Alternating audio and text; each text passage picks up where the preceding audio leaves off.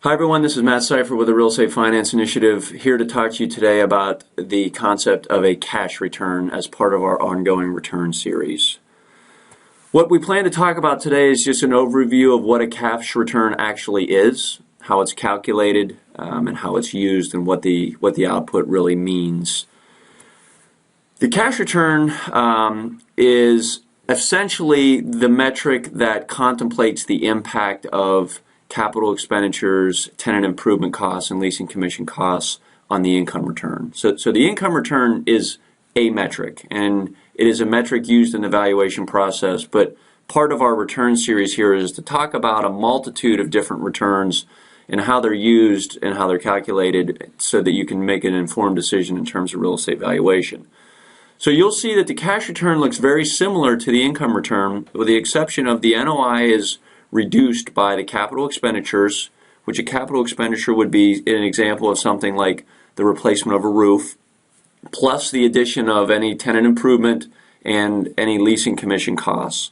So a tenant improvement cost is the cost that is incurred by the landlord when they put a new tenant into a space. It's the cost that the landlord provides to the tenant in the form of what they call fit out. That is the money they give to allow the tenant to create the environment that they want within their office or their store or whatever it might be. And the leasing commission cost is the cost of the broker and the expertise of the broker, the leasing broker in this case, who assists both the tenant and the landlord in getting the lease signed. So it's the NOI minus the CapEx and the TIs and leasing commissions over whatever the valuation is of the asset.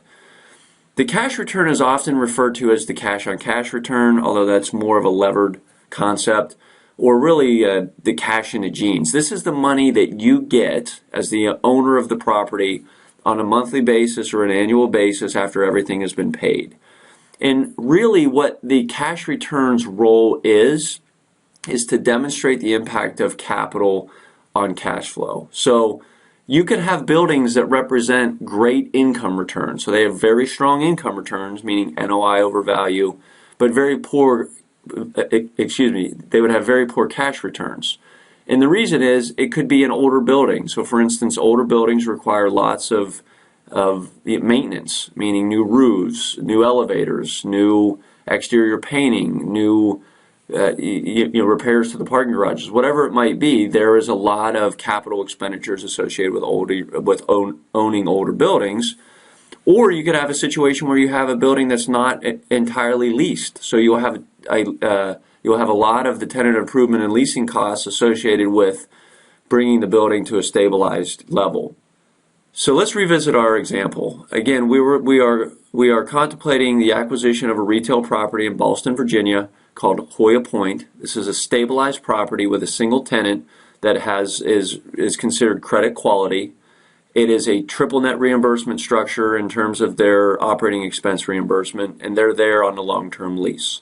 So you have underwritten the deal to the best of your abilities, meaning you've verified and adjusted the revenue, the operating expenses, and the capital expenditures, and you've developed the year one cash flow, which we'll see on the next slide. So in effect, with the cash return, what we're asking for is, what is the dividend payment? So, what is the cash in the jeans? What is the money I'm going to get every month or every year after we pay everything that we're required to pay to own and operate the property?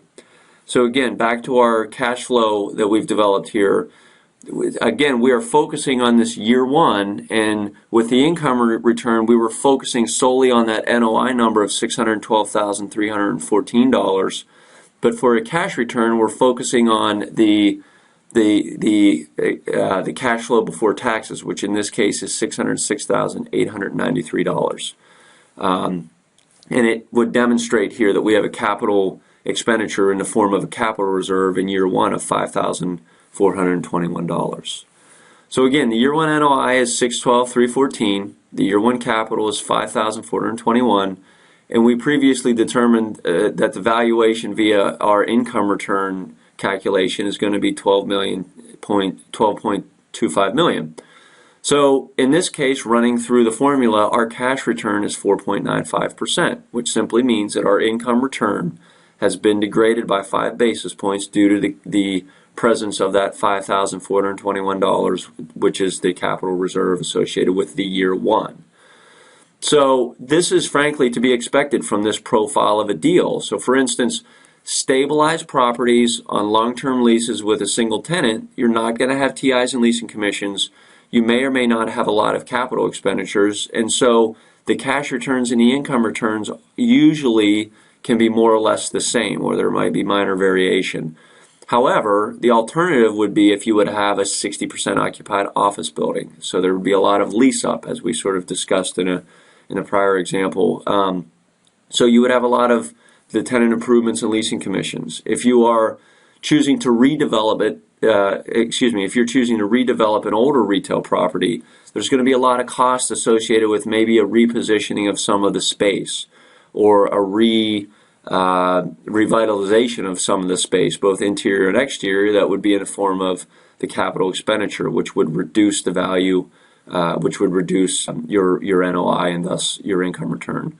So in those instances, the cash returns can be low or even negative. So with that, we'll conclude the summary of the cash return, and I would encourage you to reach out to the extent you have any further questions, but we appreciate your time.